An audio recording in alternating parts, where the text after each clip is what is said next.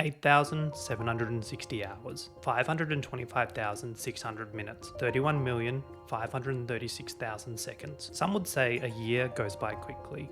Others tend to wish it away in hopes of a better day. Among those mere mortals are a certain kind of person. Those nestled in bed at 9 PM on a Friday night because their reminder flashes long run at 5 AM on their phone screen. Splits, heart rate, and activity time drip feeding their watches to capture all kinds of data, itching to edit their post for Strava and waiting for the kudos notifications to flood in. I'm one of those people, going from running barely 5 kilometers each week to soon training for my 4th marathon. This is 1 year of running data.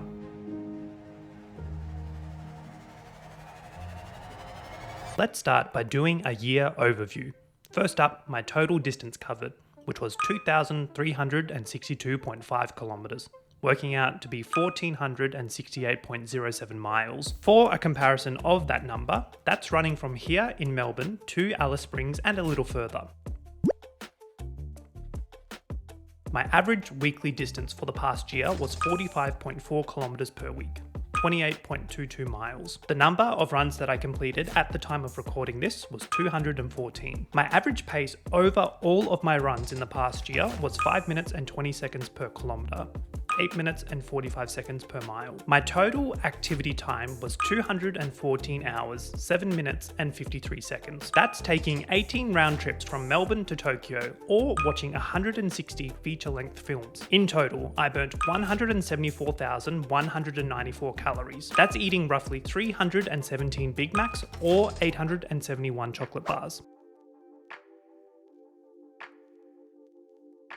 Obviously, running month by month does look a little different. Let me delve a little deeper into those numbers with a monthly breakdown. November 2023, total distance 95.04 kilometers, 59.05 miles. Total time 9 hours, 17 minutes and 38 seconds. Calories burnt 7,317. December 2023, total distance 168.82 kilometers, 104.89 miles. Total time 15 hours, 40 minutes and 34 seconds. Calories burnt 12,514. January 2024. Total distance 180.07 kilometers, 111.89 miles. Total time 17 hours, 33 minutes and 21 seconds. Calories burnt 13,226. February 2024. Total distance 217.21 kilometers, 134.96 miles. Total time 20 hours, 30 minutes and 32 seconds. Calories burnt 15,975. March 2024. Total distance 218.76 kilometers, 175.07 miles. Total time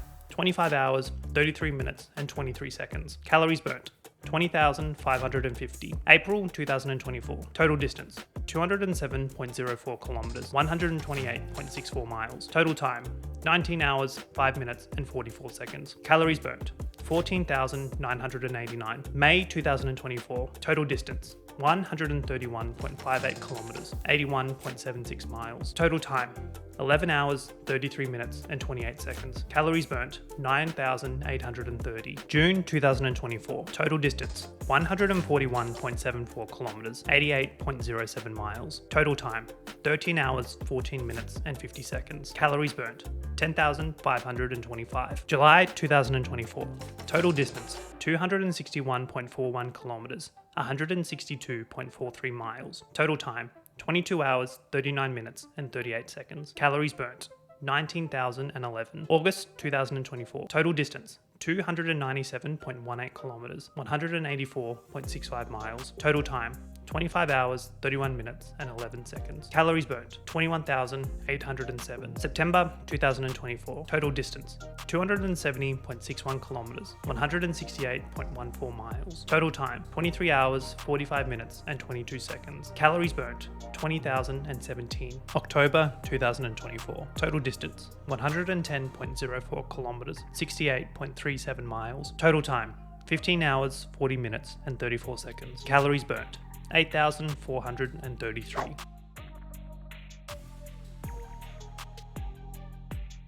I thought I'd also share some of my performance metrics and how they've evolved over this last 12 months. My VO2 has gone from 54 to 57. Runs nowadays definitely feel a lot easier in comparison to a year ago, where I was dreading doing an 8-kilometer long run for the weekend. Nowadays, 14Ks feels more of a casual run, and to even say it, I could probably push out a marathon if I really needed to. My average heart rate has gone from 159 beats per minute in November of 2023 to 153 beats per minute in late October of this year. I did notice improvements with my average heart rate, particularly in my quality workouts, like my 5x2K and 3x3K efforts. However, did experience difficulties when incorporating marathon efforts into my long runs for my third marathon build. I found that I pushed way too hard too soon when first commencing the training block, often having to pull back to a casual pace in the final parts of my long run to see them out. My average speed across all of my runs in the past year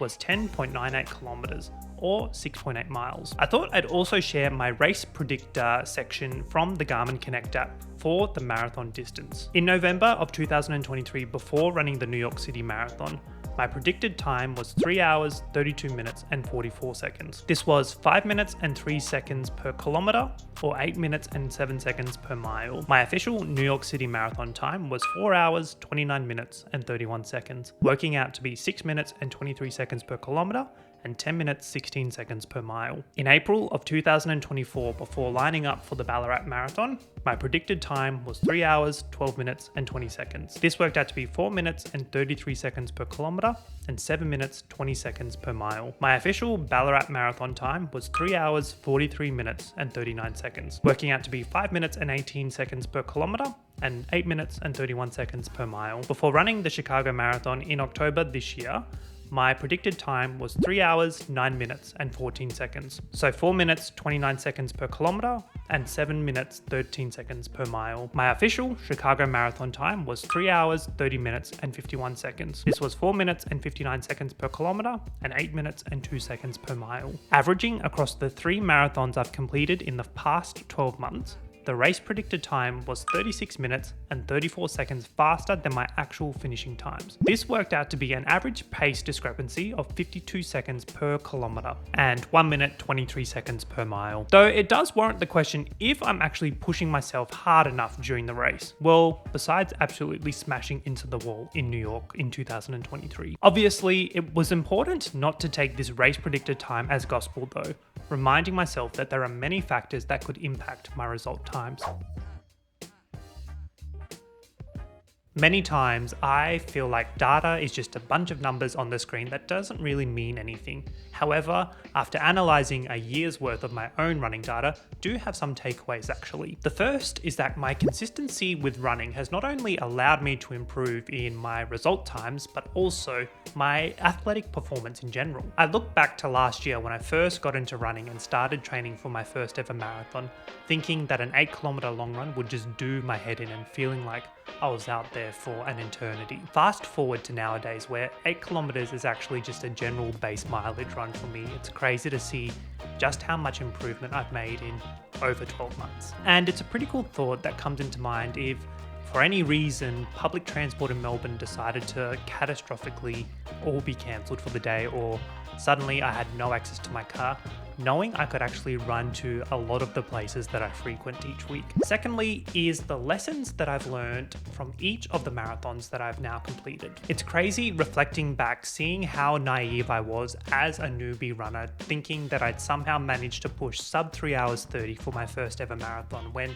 I completely overlooked my nutrition and didn't really pay that much attention to it. But it was from that very lesson where subsequent marathons had much more attention placed on nutrition and ensuring that I fueled my body correctly before getting to the starting line, as well as throughout the race. And it's safe to say that in my second and third marathons, really didn't hit the wall at all. Completing my third marathon only a matter of weeks ago, Even the data shows that there is still a lot of stamina that I need to build in order for me to see improvements in my race time. And again, that's more of a matter of being consistent with my training and ensuring that I plan said training to achieve the desired training effects that allow me to see that improved performance. Lastly, and probably the most important takeaway when it comes to my running data after a year, is that there are so many outside factors besides running that have influenced it. And it's all those small things that are usually just in the background and we don't really pay attention to. The sleep, the appropriate nutrition, as well as the recovery. And even going so far to realize that I had all the necessary support networks I needed to succeed. My loved ones checking in on me during my training sessions, seeking the support of health professionals like physiotherapists and osteos whenever I had a niggle to deal with, all the way through to support from friends, family, and community to know that I had them by my side through those tough times. I don't think I can take all of the credit in seeing such an improvement in my data in this past year.